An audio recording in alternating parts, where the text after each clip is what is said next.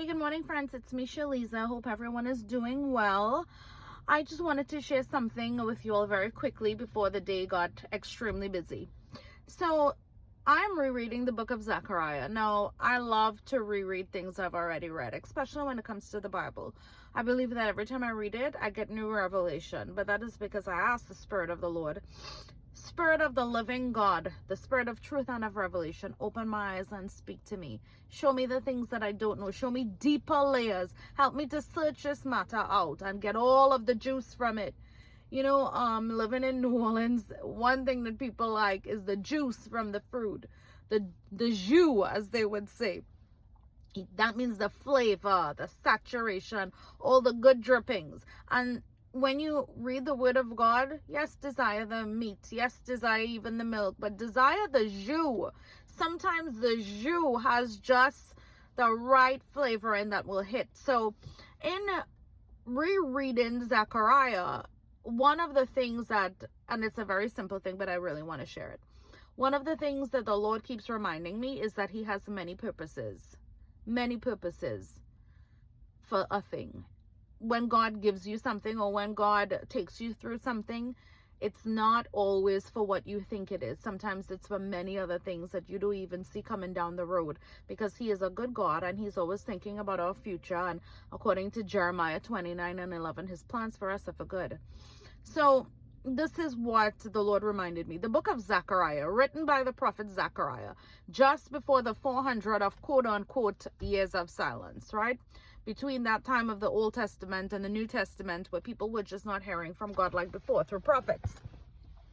Anyway, so Zechariah was written just before that. And the purpose of the book of Zechariah, when Zechariah wrote that pretty short book, it was to help the post-exilic people, the Israelites, the Hebrews who were in exile and they are now returning home.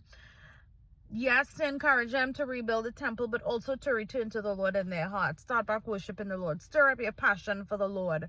Serve him faithfully. You know the very famous verse, return to me and I will return to you? That's from the book of Zechariah.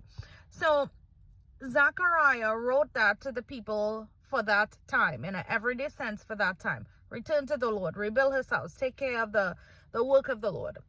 But also, Zechariah's visions, the 8 visions he had all in one night, they also told of a future time, the time of the tribulation, the time of the messianic age. Like when he talks about the 2 lampstands, that's the 2 prophets of Revelation. When he spoke about the man by the myrtle trees, the branch, that's Jesus. When he spoke about the 4 horses that he saw, all of those things relate to the tribulation time, and some of the things in his visions related to the messianic time. So why is that important? That's a pretty heavy theology message to bring on an early morning, but it just reminded me that sometimes God does something, kind of like Zechariah in the vision, and yes, it's for today, but it's for things that you don't see coming down the road. I'll give you an example. Okay, many of you all know that by profession, beside being in real estate, I am a chartered accountant. I have been for many years, and I am ACCA qualified. I'm an ACCA member. If you live in a country that has some type of UK education system or based off of the UK education system, you would know what that is. It's basically equivalent to the American CPA. And I've seen God use that talent in a corporate setting, but God has also gifted me with those talents to be able to serve not only in real estate, but all the years that I worked full-time in ministry. And then even after working full-time in ministry, helping in ministry and helping different people. And I'm not saying that to make you think I'm smart. I know who I am, but I'm just saying that God doesn't waste anything. He uses everything for the past, present, future, and he uses everything for multiple situations. And it's just a good reminder of how much he loves us.